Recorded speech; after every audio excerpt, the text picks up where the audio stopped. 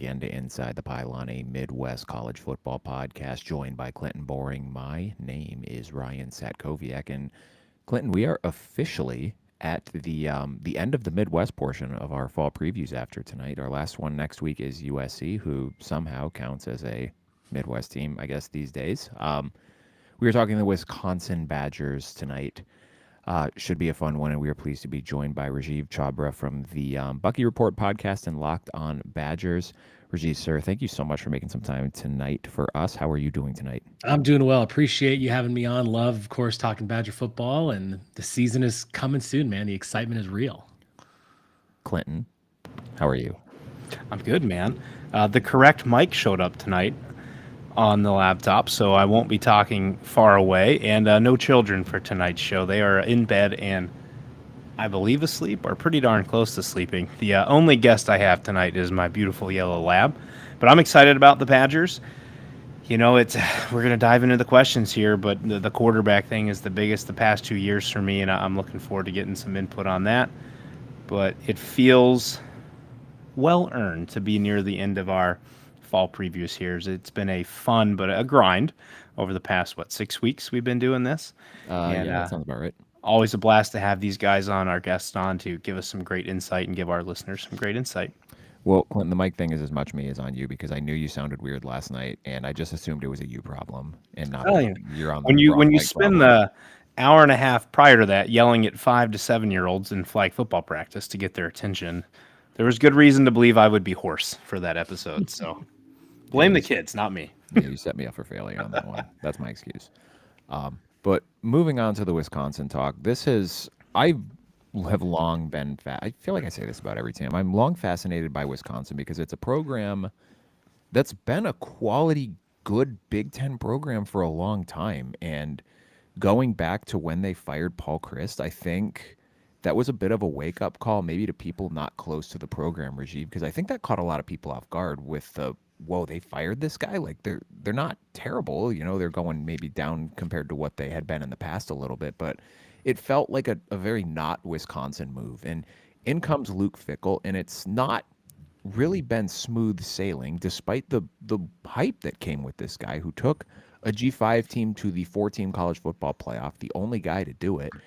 Had a great program at Cincinnati, and I mean they go 6-7 or 7-6, excuse me, the first year. They fall down to 5-7 last year, and now they're staring down the barrel of what is arguably, maybe inarguably, the most difficult schedule in college football this season. Where is the fan base at large at with this program and its head coach heading into 2025? Yeah, it's been an interesting couple of years, to say the least. Paul Chryst needed to go just because things were going in a very bad direction, not only on the field, but in recruiting. It was even worse in recruiting. So we needed to make a change. And the un-Wisconsin part of it was not promoting Jim Leonhard to the head coaching role. He got the interim job for the remainder of that season. A lot of people thought he was going to take it over. He's a Wisconsin guy, went to Wisconsin, played in the NFL, of course. But our newish athletic director, Chris McIntosh, kind of took a swing with Luke Fickell, and people were happy about it because, as you said, he took Cincinnati to the playoff. And what I can say about Luke Fickell is that from a recruiting perspective, it's been great. He had an excellent 24 class, an excellent 25 class. 26 is kind of a not so great yet, but it'll get there. But really 2 great classes, which outperformed really what Paul Chryst was doing the last several years. So that instantly was going to make an impact, but it was also going to take time. You couple that with the fact that we're in the middle of this transfer portal era, we're losing players left and right, you're constantly turning over your roster. And the big thing, of course, was really the offensive coordinator. That was Phil Longo. I know we're going to get into that a little bit too. And that really kind of changed everything. But for now, we're at a point where we know the schedule's brutal. It's absolutely horrific. I mean, when I look at the schedules of other Big Ten teams, I'm so jealous. They play like 1 top 10 team. We play 6 top 25 teams, 3 in the top 10, including Alabama. And we're not like IU. We're not just going to say, oh, we're not going to play that game anymore. We're not doing that. We're actually going to play the games on our schedule because that's nonsense. But yeah, the pulse is really we've got to see something, right? We don't have to have an amazing record because our schedule is not going to allow for that, but we have to see progression on the field. And with the new offensive coordinator, I think we should see that progression. And it's really about getting those 24, 25 class guys into the fold, which they really are now. And if they are what we expect them to be, this program will take a step up, because in 2026, 27, that schedule gets far easier. And that's what Badger fans are kind of eyeing up, as that's our potential playoff run if we can get things moving in the right direction now. Well, it's just like you have to preach patience, right? And that's the hardest thing to do Yeah. in college football these days, where it's, this guy's here for 2 years and he hasn't gotten us where we want to be yet. So let's try someone else. And you get to a certain point, it's like you can't keep firing guys and expect that you're going to get someone quality to come in and replace them. Because then it's like, why am I going to uproot my family if I don't do well enough in 2 years and you're not even going to give me a chance to get like a full roster cycle of guys through this program? Absolutely. And like the biggest complaint that people have is we lost our bowl streak, which was 22 years plus, maybe 23. That's one of the longest in the country. And as you mentioned at the top of the show, we're a high floor program. We've been an 8-9 win team like what Iowa is right now. We've been that for many years. So it has been a bit of a hit to our ego. And then you see that same year, you see IU going to the playoff. Like, I'm a Colts fan, I'm from Indiana, but still, like, it's just, that's really what's been difficult for Badger fans, but the patience is necessary because there is sort of light at the end of the tunnel. And a quick follow-up before we get to number 2 was, you just mentioned 26, 27, they can kind of see a light at the end of this tough schedule tunnel. But if we think in years past, Wisconsin had such dominance with the Big Ten West and there being 2 divisions, and now we add everyone on the whole, plus the West teams who are now in the Big Ten.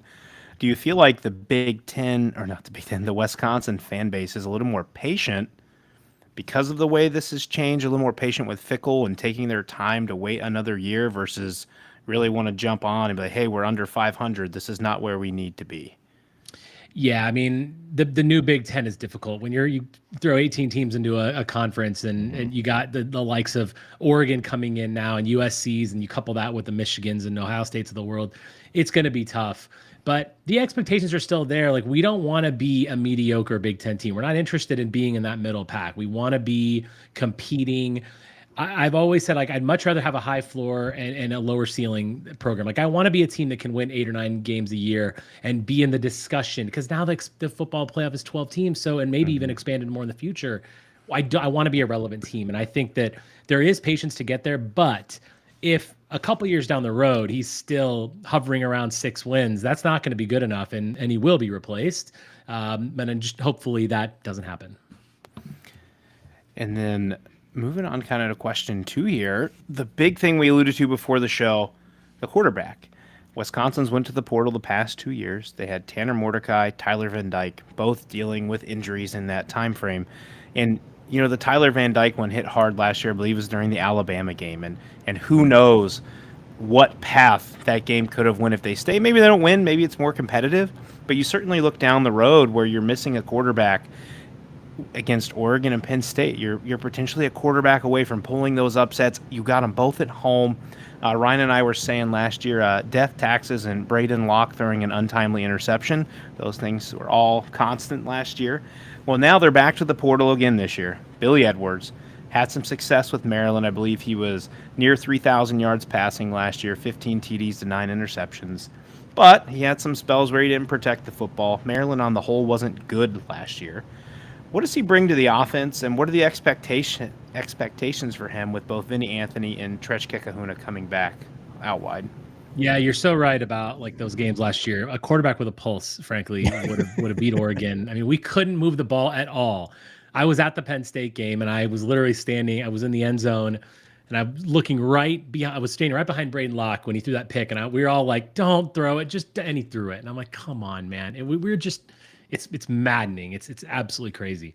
We've had horrible luck, right? Tyler Van Dkye tore his ACL against Alabama, and the game looked pretty promising to start, and it just didn't end up that well.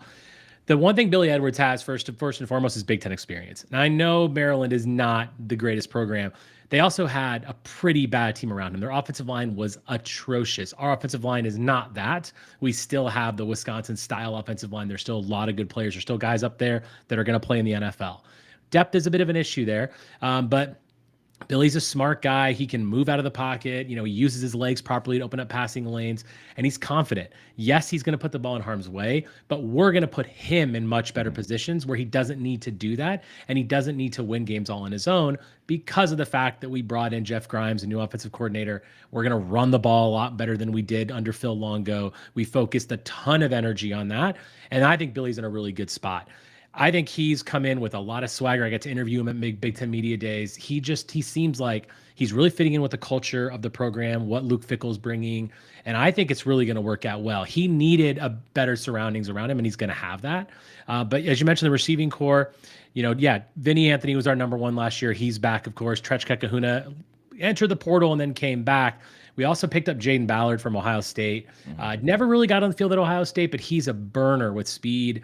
We've got pretty good depth. We feel really good about both on the outsides, and one of our top freshmen coming in this year is T.Y. Hilton's son, Eugene Hilton, out of Indianapolis.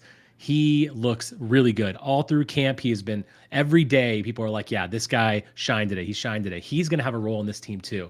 We have more weapons around him, especially at the receiving core.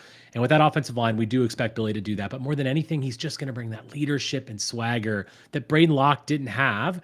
And in key moments, i.e. the end of the Oregon game when all we needed to do was move the ball 20 yards, we would have won the game. He didn't have that. Billy Edwards has that.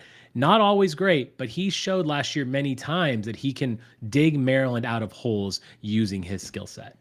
I'm so glad you called out Eugene Hilton, because that was just a recruitment I didn't understand, because you look at the bloodlines and it's like, come on, this guy's going to be good. And I've seen the same reports. It's like every day he's making plays, and just a horribly under-recruited player. And I'm excited to see what he does this year. But you mentioned the end of that Oregon game. Like, if I remember correctly, they were up 13-10 with a couple minutes to go in the third quarter, and then did they not get a first down the rest of the game? They did not.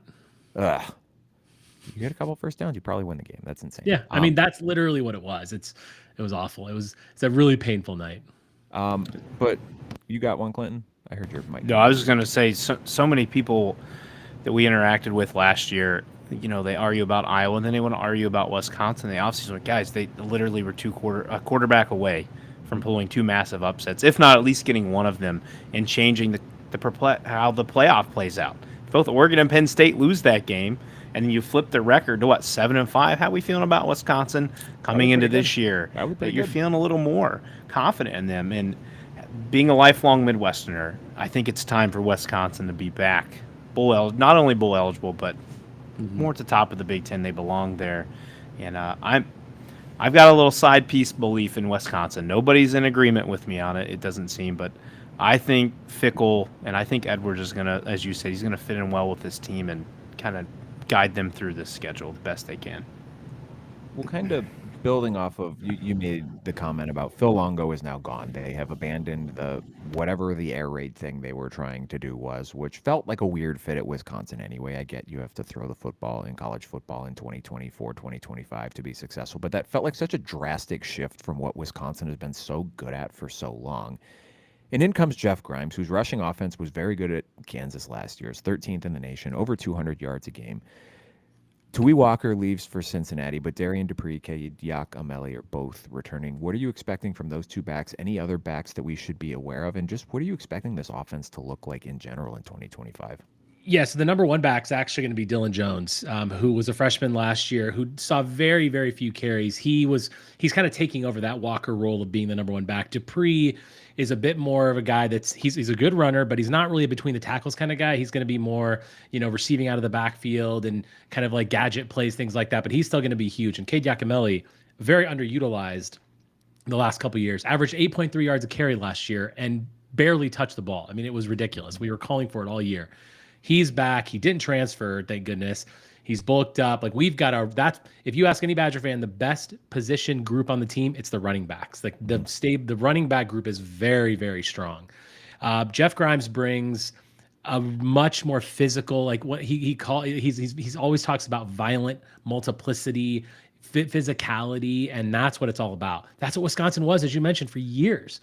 And I mean, I was excited about Phil Longo too. I was one who was like, oh, we're going to throw the ball over the map. We're going to be much better. We can still run the ball. He still runs the ball. The problem is we couldn't do anything because it required, his system required a quarterback to be elite, really, to be able to run that offense. And we don't have that. Billy Edwards isn't elite either, but now Jeff Grimes' system doesn't require that. First of all, from a running perspective, he runs a lot of like back to a zone blocking scheme, a lot of wide zones. From a passing perspective, very multiple. He'll throw the ball downfield. He'll throw the ball to crossing patterns, mesh routes, utilizing the tight end, utilizing Tretch in the slot. There's a lot more adaptability with his offense. And ultimately, he brings us back to our roots. And he knows, like, that's what we have offensive linemen. We have plenty of them. And a lot of them are young. Our depth is not great from an age perspective, but we've got a plethora of them coming through.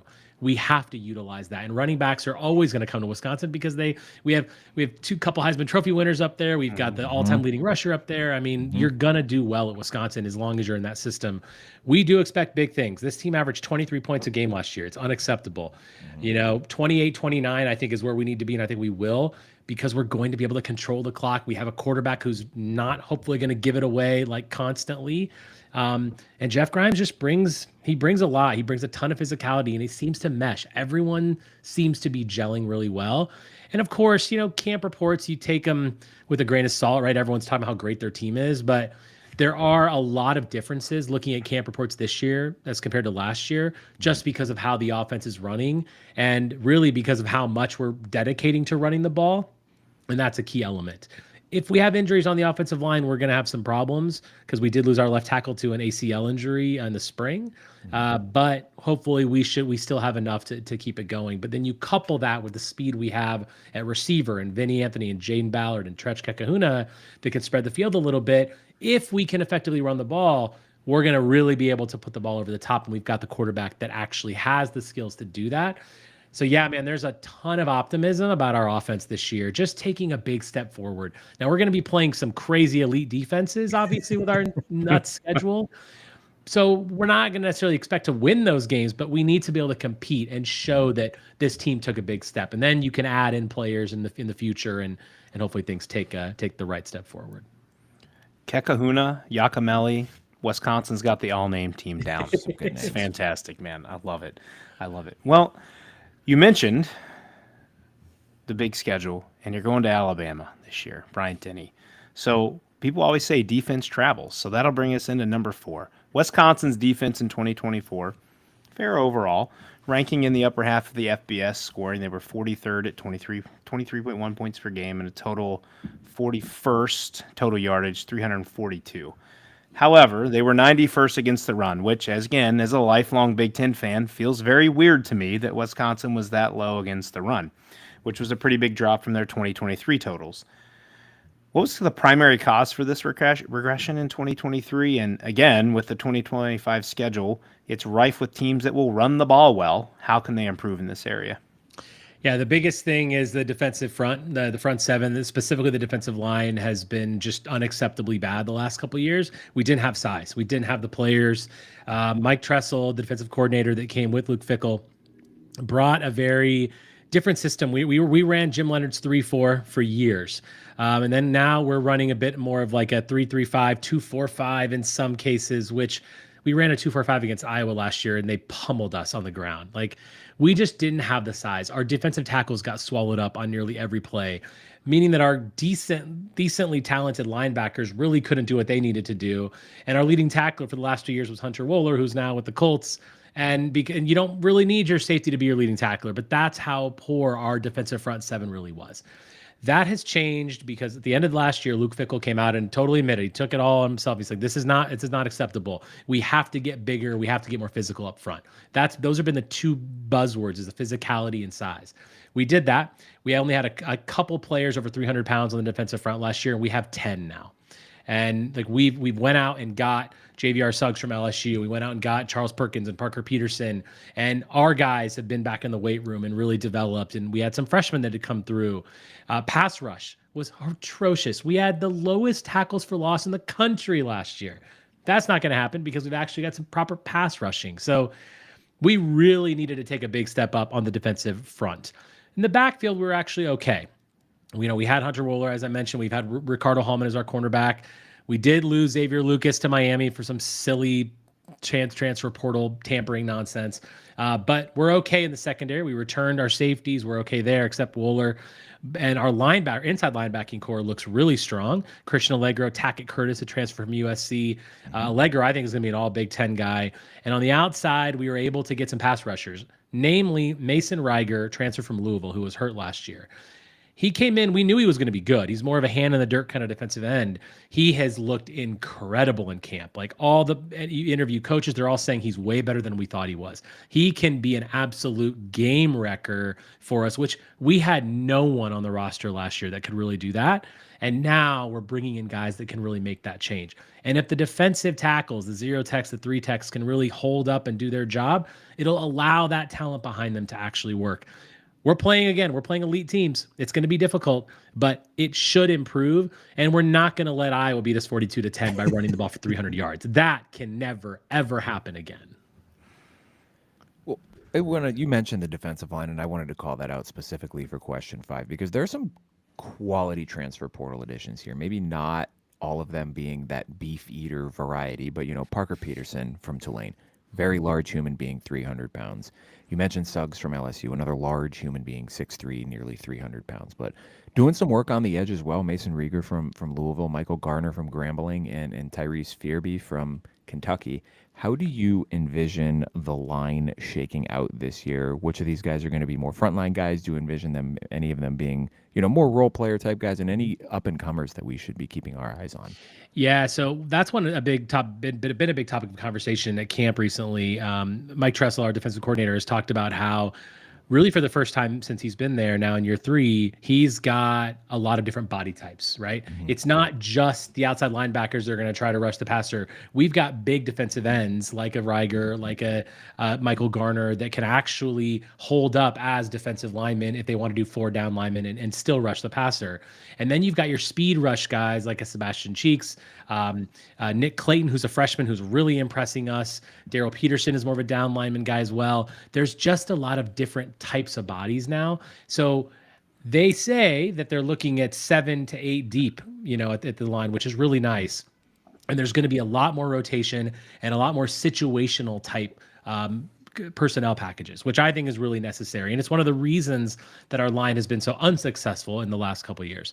So now that we've got that talent, I think Mason Reiger is going to be the star. I think that's the name that I think you're going to need to watch for. Tyrese Fearby has really been popping a lot lately and shining. So I think he's also going to be a pass rush guy. So those 2 guys specifically are names that a lot of non-Badger fans don't necessarily know about, but I think you're going to see TFL sack numbers be much better and stronger this year. And as long as Mason Reiger stays healthy, which to be fair has been a bit of an issue for him in his past, if he stays healthy, I mean, he can be an all Big Ten type of a guy. And we have those players as long as everybody can just, like I said, stay healthy, but also if the multiplicity is really there, and if we have that ability to kind of come in and out and change personnel, I think we're going to have some successful guys this year. We've alluded to it heading into question 6 numerous times in this show. You can't talk about Wisconsin without talking about the schedule. It is brutal. 3 2024 playoff teams, 6 top 25 preseason teams that you mentioned to top the show. That doesn't even include games against potentially improved 2025 squads, Iowa and Washington, who Ryan and I have been sitting on as potential dark horse playoff teams. Then you have a season-ending date with the rival of Minnesota. We have some Minnesota fans tuning in tonight, so props to you guys. Thank you for joining us, spying in on the enemy here. What are the reasonable expectations for this team in 2025? Is there a record goal they're shooting for? Is it merely just to show improvement from last year? And if improvement isn't shown, could Fickell start to be on the hot seat? Improvement is a must, first and foremost. And whether that translates to a much better record really is not fair. I don't think because of the quality of the schedule. Now, after the first 4 games, we should be 3-1, hands down. If we're not, we've got much bigger problems. We've got Miami of Ohio, Middle Tennessee State. We're losing in Alabama, and then we're coming home to play Maryland, which is after that, every game is losable. I mean, that literally, that's the end of our. We have Maryland. We don't have anybody else. We don't have. It's going to be a gauntlet at that point. Then we get into October. We have a bye week. Then we got another 4-week stretch where we play at Michigan, home to Iowa, home to Ohio State, and at Oregon. Yikes. Try to win one, right? Maybe Michigan, maybe Iowa, who knows? Then you've got the back end of the schedule where we've got home against Washington, at Indiana, home to Illinois, at Minnesota. Minnesota, to the fans that are listening, look, it's got to be a must-win for us. I hate that program, everybody. It's just PJ Fleck has the most punchable face on the planet, in my opinion. I can't deal with the cringe nonsense that he puts out constantly. Sorry, Gopher fans, but not sorry.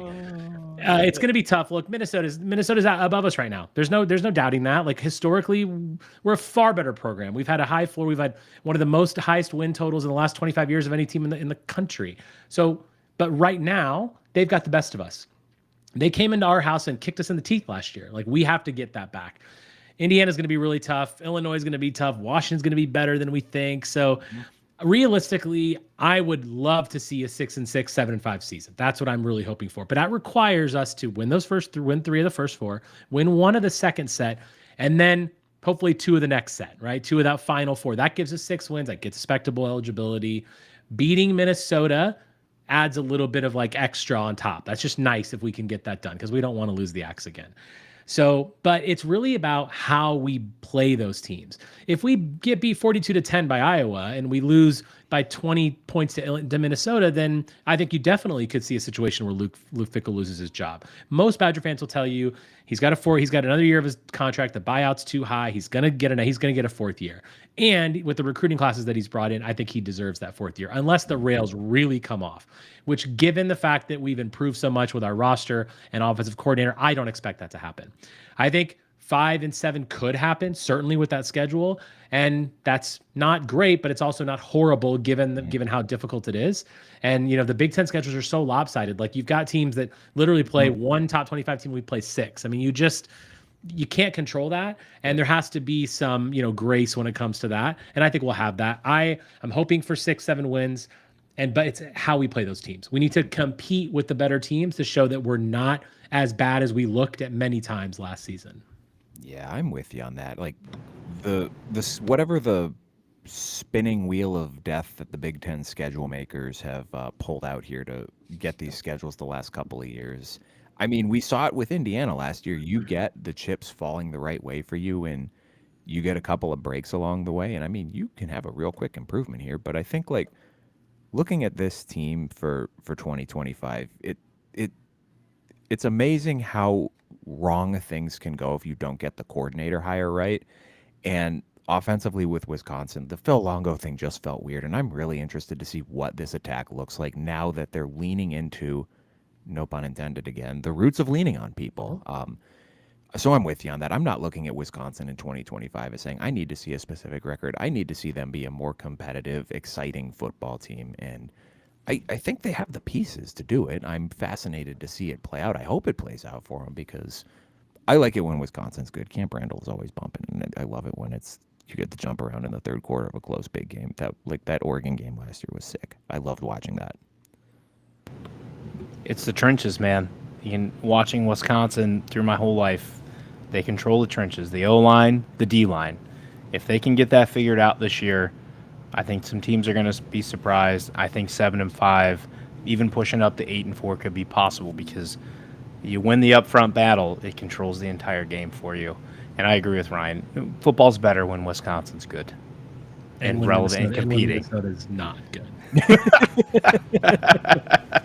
Sorry, at Gophers fans.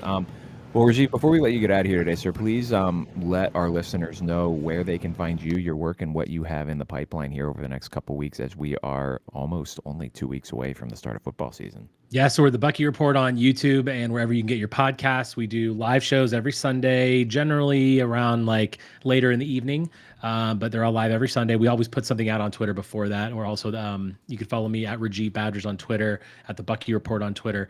And then we're doing midweek shows right now where we're actually previewing all of our opponents.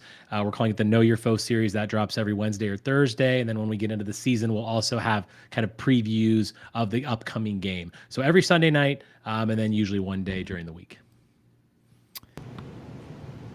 There you have it, guys. Follow Rajeev there for awesome Wisconsin Badgers insights. Sir, thank you so much for joining us this evening, and thank you, everyone, even you Gophers fans. I love you guys, too, for joining us this evening. We are off for the rest of the week. We will be back with you guys Monday night. Is it Monday night, Clint? Did I get that Monday right? night, Ryan Abraham, 8 p.m. Eastern time. We're going to be an hour earlier Well, thanks for on telling me. our I had end. no idea. So that way it fits a little more. What did that be? 4 p.m.? You're from the West Coast. I'm No, not. that'd be 5 p.m. 5 Who p.m. knows? I've lived in East Coast time forever, but I'm we'll a be West back. Coast guy too. I live in Vegas, so. Oh, Oh, nice. yes! That's awesome. Wait, hold That's on. really cool. Hold on, Rajeev. Hold on. Wow. What do we got here? Oh, Golden Knights. I love it. You're a Knights fan. Hell yeah. I grew up in Las Vegas. It is my hometown. Nice. Yeah, I love the Knights. I've I've got a Golden Knights thing right up there. Oh, You can shit, see yeah, I Nice. notice it now. Hell Yeah. yeah. We are All right. truly represented of the new Big Ten on our podcast. Ryan There from the you West go. Coast, me from the East Some Coast. are but- saying Big Ten country, Las Vegas. That's right. Oh, I love this. All right, guys, before we go off the rails talking about Las Vegas, we'll peace out for the night. Everyone, thank you for joining us. Have a great weekend. We'll see you all next Monday. See you guys.